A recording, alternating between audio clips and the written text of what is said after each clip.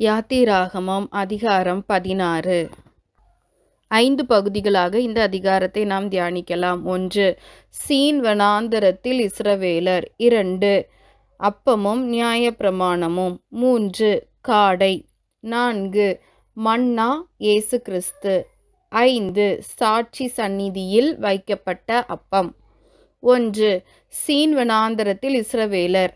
இஸ்ரவேலர் ஏலீமிலிருந்து புறப்பட்ட பின்னர் சீன் வனாந்தரத்திற்கு வந்து தங்கினர். யாத்திராகமம் 12வது அதிகாரம் 18 மற்றும் 51வது வசனத்தின்படி 1ஆம் மாதம் 14ஆம் தேதி அணி அணியாய் எகிப்தை விட்டு புறப்பட்ட இஸ்ரவேலர் சீன் வனாந்தரத்திற்கு 2ஆம் மாதம் 15ஆம் தேதி வந்தடைந்தனர்.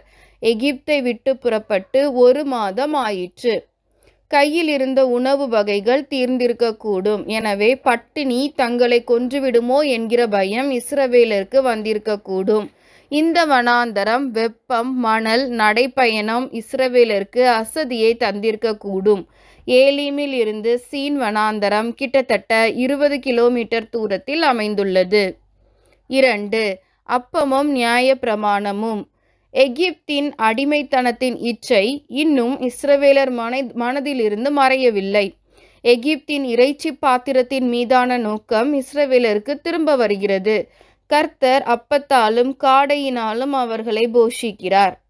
சீனாய் மலையில் முழு நியாயப்பிரமாணமும் கொடுக்கப்படும் முன்னரே இங்கு கர்த்தர் இஸ்ரவேலரை 1வது நியாயப்பிரமாணத்தின் மூலம் சோதிக்கிறார். அந்த பிரமாணமாவது, ஒவ்வொரு நாளுக்கு வேண்டிய அப்பமும் ஒவ்வொரு நாளிலும் சேர்த்து கொள்ளப்பட வேண்டும். 6ஆம் நாள் இரட்டத்தனையாய் சேர்க்கப்பட வேண்டும். ஏனெனில் 7ஆம் நாள் ஓய்வு நாள், அந்த நாளில் அப்பம் உண்டாயிராது என்பதே. சிலர் நியாயப்பிரமாணத்தை மீறி மன்னாவை விடியற்காலம் வரைக்கும் மீதியாக வைத்தனர். விடியற்காலம் மட்டும் வைக்கப்பட்ட மன்னா பூச்சி எடுத்து நாற்றம் எடுத்தது. எனவே நியாய பிரமாணத்தை மீறுவோமானால் நாற்றம் நம்மளுடைய வாழ்க்கையில் ஏற்படும் என்று உணர்ந்து கொள்ளலாம். 3. காடை. சாயங்காலத்தில் இறைச்சியை புசிப்பீர்கள் என கர்த்தர் கூறியவாறே சாயங்காலத்தில் காடைகள் வந்து விழுந்து பாளையத்தை மூடிக்கொண்டது. யாத்திராகமம் 16வது அதிகாரம் 13வது வசனத்தில் குறிப்பிடப்பட்டுள்ள காடைகள் தெற்கு ஐரோப்பாவிற்கும் அரேபியாவிற்கும் இடையில் சினாய் தீபகற்பம் வழியாக தொடர்ந்து இடம்பெயர்கின்றன. அவை சிறிய குண்டு தலை கொண்ட பறவைகள். வலுவானவை, ஆனால் இவை குறைந்த பறக்கும் திறன் கொண்டவை. பொதுவாக இரவு நேரத்தில் தரையில் அல்லது தாழ்வான புதர்களில் இவை கூடு கட்டும். சோர்வடையும் போது இந்த வகை பறவைகளால் மீண்டும் பறக்க முடியாது. இந்த பறவைகள் எகிப்தியர்களின் மிகவும் விருப்பமான சுவையாக அமைந்தன. 4. மன்னா இயேசு கிறிஸ்து. எபிரேயத்தில் மன்னா என்பது இது என்ன என அர்த்தப்படும். முதல் முறை இஸ்ரவேல் புத்திரர் மன்னா என்னது என்று அறியாதிருந்து இது என்ன என்றார்கள். பின்னர் அதுவே இதன் பெயராய் மாற்றப்பட்டு மன்னா என அழைக்கப்பட்டது.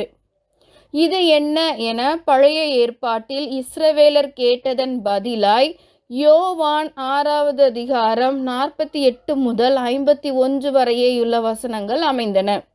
வானத்திலிருந்து அப்பம் வருஷிக்கப்படுவேன் என யாத்திராகமம் 16வது அதிகாரம் 4வது வசனத்தில் கர்த்தர் உரைத்ததன் புதிய ஏற்பாட்டு நிறைவேற்றம் இயேசு கிறிஸ்து.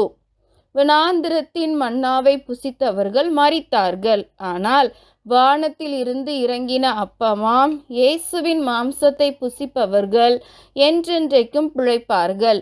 அதுவே நித்திய ஜீவன்.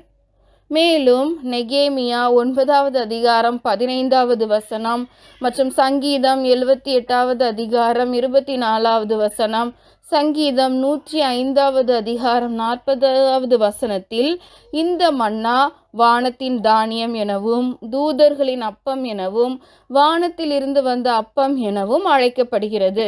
மன்னா கொத்துமல்லி அளவாயும் வெண்மை நிறமாயும் அதன் ருசியானது தேனிட்ட பணிகாரம் போலவும் இருந்தது.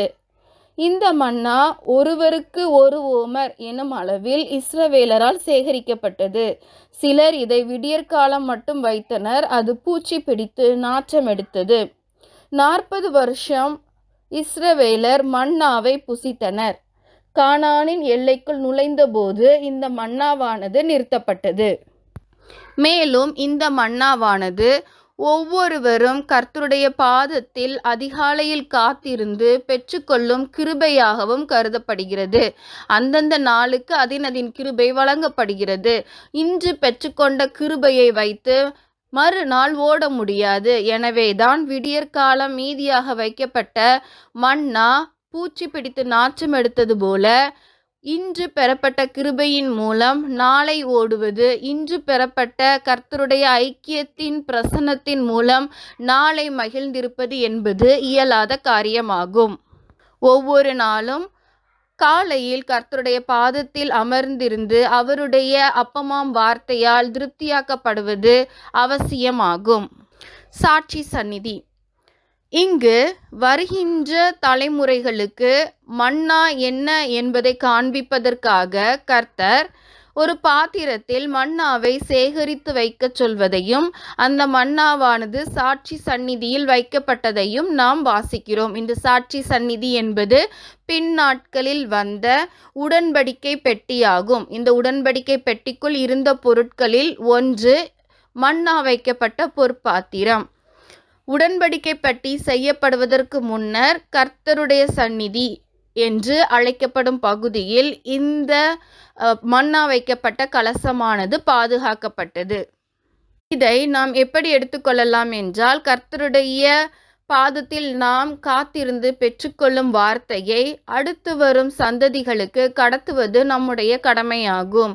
எழுதி குறிப்பெடுத்தோ அல்லது தினசரி அவைகளை ஏதாவது ஒரு வடிவில் நமது பிள்ளைகளுக்கு கற்றுக் கொடுத்தோ கர்த்தருடைய பாதத்தில் இருந்து பெற்றுக்கொண்ட வார்த்தையை அடுத்த தலைமுறைகளுக்கு சொல்லிக் கொடுப்பது நம்மேல் விழுந்த கடமையாகும். ஜெபிப்போமா. அன்பின் பிதாவே, அப்பா சுவாமி, அருமையாய் சுவாமி, உம்முடைய ஜனங்களை நீர் போஷித்து வழிநடத்துகிற கிருபைகளை கண்டு உம்மை ஸ்தோத்தரிக்கிறோம், உம்மை வாழ்த்துறோம் ராஜா.